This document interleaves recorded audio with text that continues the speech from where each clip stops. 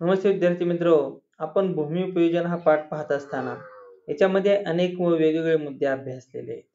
पाहता ग्रामीण भूमी उपयोजनाचे प्रकार किंवा ग्रामीण भूमी उपयोजन कशा पद्धतीचं होतं किंवा त्यानंतर नागरी भूमी उपयोजन याच्यामध्ये सुद्धा आपण अनेक मुद्दे अभ्यासलेले आहेत. त्याच्यामध्ये व्यावसायिक क्षेत्र असेल, निवासी क्षेत्र, महसूल, वाहतूक सुविधांचे क्षेत्र हे सुद्धा अभ्यासलेलं आहे.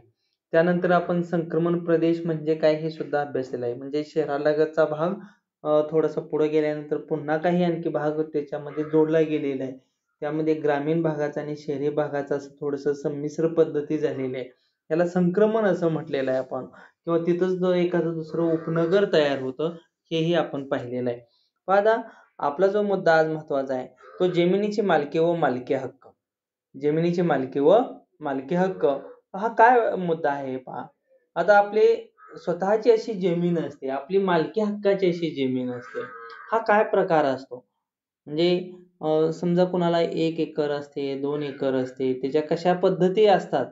म्हणजे त्याचा काय पुरावा असतो? आपली ती जमीन आहे किंवा आपल्या मालकी हक्काची आहे. आपली एखादी वस्तू आपली असते. आपण खरेदी केलेली असते. त्याचा पुरावा काहीतरी आपल्याजवळ असतो. आता कागदोपत्री हा पुरावा कशा पद्धतीचा असतो? तर पहा याचं भौगोलिक स्पष्टीकरण आहे, की भूमी उपयोजनामध्ये जमिनीचा वापर कसा केला जातो हे आपण पाहिले. जमिनीची मालकी ही खाजगी किंवा सरकारी असू शकते. आता ही जी जमीन आहे ती खाजगी मालकीची किंवा सरकारी असू शकते. या संदर्भातील नोंदणी ही सरकारच्या महसूल खात्याकडे केली जाते. तर या संबंधात जी नोंदणी असते आपल्या जमिनीची त्याची नोंदणी कुठे असते? महसूल खात्याकडे असतं. सरकारचं जे महसूल खातं असतं त्या खात्याकडे असते. नोंदणी केलेल्या जमिनीविषयी सर्व माहिती महसूल खात्याकडे 7/12 उतारा या कागदपत्रात पाहता येते. याविषयी आपण थोडी माहिती घेऊ. आपण घरामध्ये 7/12 उतारा ही माहिती किंवा या शब्दाविषयी माहिती अभ्यासलेली. कदाचित आपण हा उतारा पाहिला सुद्धा असेल आपल्या मालकी हक्काच्या जमिनीचा. बरोबर आहे? तर याची नोंद जी असते ती महसूल खात्याच्या दप्तरी असते. तर त्याला 7/12चा उतारा असं म्हटलं जातं. तर 7/12च्या उतार्यामुळे जमिनीवरील मालकी हक्क कोणाचा आहे हे समजते. 7/12च्या उतार्यावरती त्या जमिनीवरती मालकी हक्क कोणाचा आहे हे समजते. हा उतारा शासकीय अभिलेख महसूल विभागातर्फे दिला जातो. तर हा 7/12 उतारा कशासाठी असतो? त्यावरती त्या 7/12 उतार्यावरती त्या व्यक्तीचं नाव असतं. त्या व्यक्तीच्या नावे किती क्षेत्र आहे, कोणत्या दिशेला आहे, हे त्या ठिकाणी नमूद असतं आणि म्हणूनच तो व्यक्ती त्या जमिनीचा मालकी हक्क सांगत असते किंवा त्या व्यक्तीची ती जमीन असते. तर या महसूल विभागातर्फे दिला जातो. क्रमांक 7 व क्रमांक 12 ही जमिनीच्या मालकी हक्कासंबंधीच्या कायद्यातील विशेष कलमे आहेत. क्रमांक 7 व क्रमांक 12 या ठिकाणी जमिनीच्या मालकी हक्कासंबंधीच्या कायद्यातील विशेष कलम आहे. 7/12 उतारा म्हणजे जमिनीचा एक प्रकारचा आरसा होय. 7/12 उतारा म्हणजे काय आहे? जमिनीचा एक प्रकारचा आरसा आहे. कारण हा उतारा वाचून प्रत्यक्ष जमिनीवर न जाता त्या जमिनीचा संपूर्ण अंदाज आपल्या बसल्या जागी मिळतो. म्हणजे 7/12 उतारा जर पाहिला आपण तर आपण प्रत्यक्षात त्या क्षेत्रावरती जायची गरज नाही. त्या जमिनीचा संपूर्ण अंदाज आपल्या बसल्या जागी मिळू शकतो. महसूल खात्याच्या एका रजिस्टरमध्ये जमीनधारकाच्या मालकी हक्क, कर्जाचा बोजा, शेतजमिनीचे हस्तांतर, त्यातील पिकाखालील क्षेत्र याचा समावेश असतो. यापैकी गावचा नमुना नंबर 7 आणि गावचा नमुना नंबर 12 मिळून 7/12 उतारा तयार होतो. पहा त्या उतार्यामध्ये काय असतं? कर्जाचा बोजा, त्या मालकानं काही कर्ज घेतलंय का? त्याचा सुद्धा बोजा त्या जमिनीवरती दिलेला असतो. म्हणजे त्या जमिनीवरती कर्ज काढले का? त्याचबरोबर शेतजमिनीचे हस्तांतरण केले आहे का? म्हणजे ती जमीन आणखी कुणाला दिलेली आहे का? त्यानंतर त्या जमिनीमध्ये पिकाखालील क्षेत्र काय आहे? याचा समावेश त्याच्यामध्ये असतो. तर गावचा नमुना क्रमांक 7 हा एक रजिस्टर असतं आणि गाव नमुना नंबर 12 मिळून काय होतं? 7/12 तयार होतो.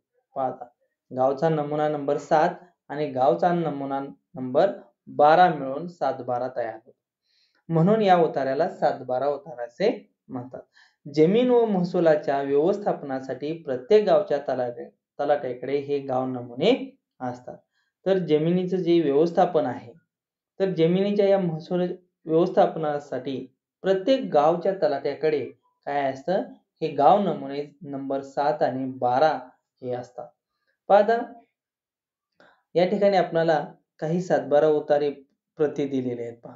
आता या ठिकाणी आपल्याला म्हटलेलं आहे 7-12 उतारा कसा वाचावा. आता या ठिकाणी दिलेलं आहे भोगवटदार वर्ग 1 म्हणजे ही जमीन वंश परंपरेने चालत आलेली मालकी हक्काची असते. पहा, भोगवटदार वर्ग 1 म्हणजे काय आहे, ही जमीन वंश परंपरेने चालत आलेली असते, मालकी हक्काची असते. भोगवटदार वर्ग 2 म्हणजे सरकारने अल्पभूधारक किंवा भूमिहीनांना दिलेली जमीन जिल्हाधिकाऱ्यांनी परवानगी दिली तरच या जमिनीची विक्री, भाडेपट्टा, गहाण, दान, हस्तांतरण करता येते. पहा, भोगवटदार वर्ग 2 म्हणजे काय होतं, सरकारने अल्पभूधारक किंवा भूमिहीनांना दिलेली जमीन जिल्हाधिकाऱ्यांनी परवानगी दिली तरच या जमिनीची विक्री करता येते, भाडेपट्ट्यांना देता येते, गहाण ठेवता येते, दान करता येते व तिचं हस्तांतरण करता येतं. आणि त्याखाली आकार, जमिनीवर लावण्यात आलेला कर, रुपये पैसे यामध्ये दिलेला असतो. पाहता इतर हक्क मध्ये मालमत्तेचे इतर अधिकार धारण करणाऱ्या नावांची नोंद असते. म्हणजे काय असतं, तसेच सदर जमिनी संदर्भात घेतलेले कर्ज फिटले आहे किंवा नाही हे समजते. तर इतर हक्क मध्ये मालमत्तेचे इतर अधिकार धारण करणाऱ्या नावाची नोंद असते. तसेच सदर जमिनी संदर्भात घेतलेले कर्ज फिटलेले आहे किंवा नाही हे सुद्धा समजते.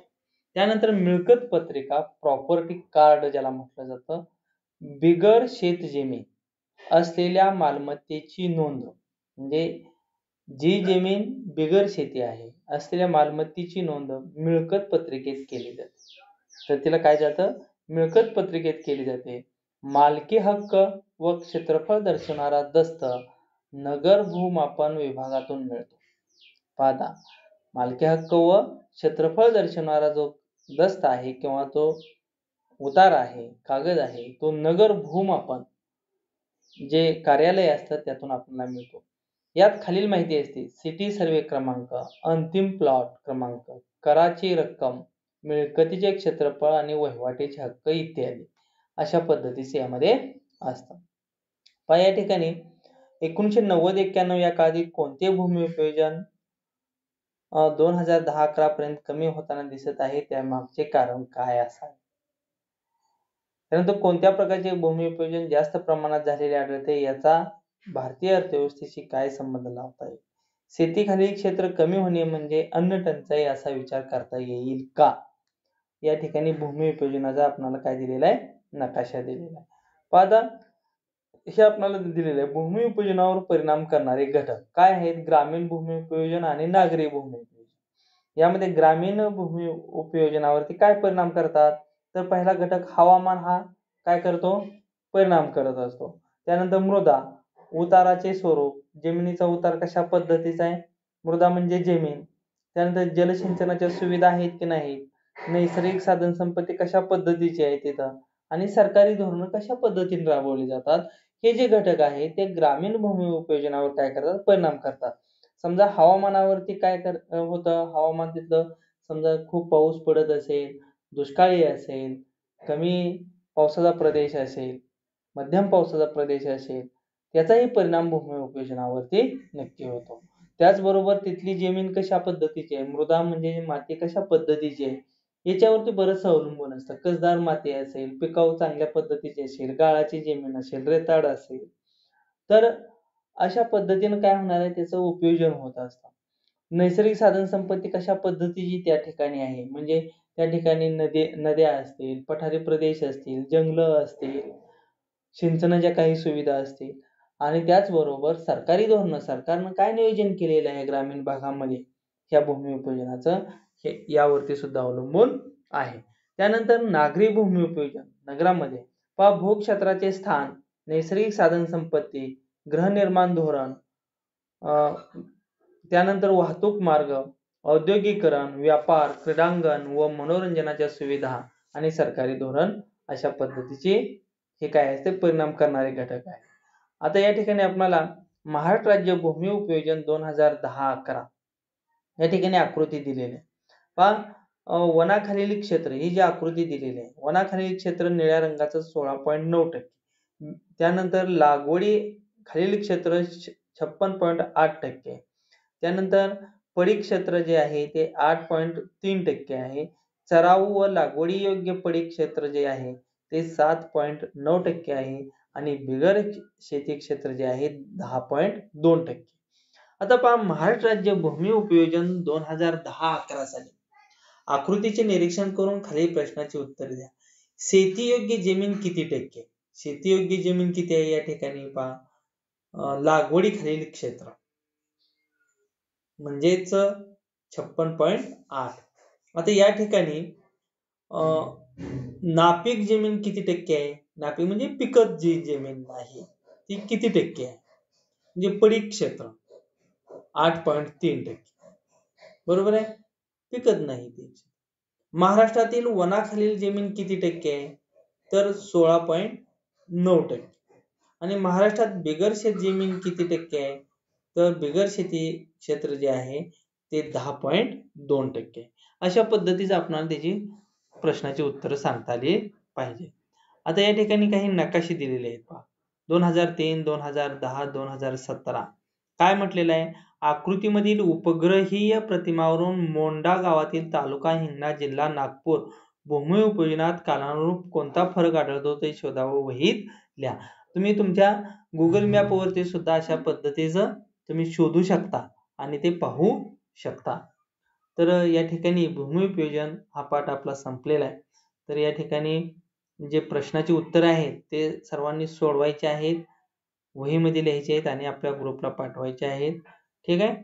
या ठिकाणी हा पाठ आपला संपलेला आहे. ओके, धन्यवाद.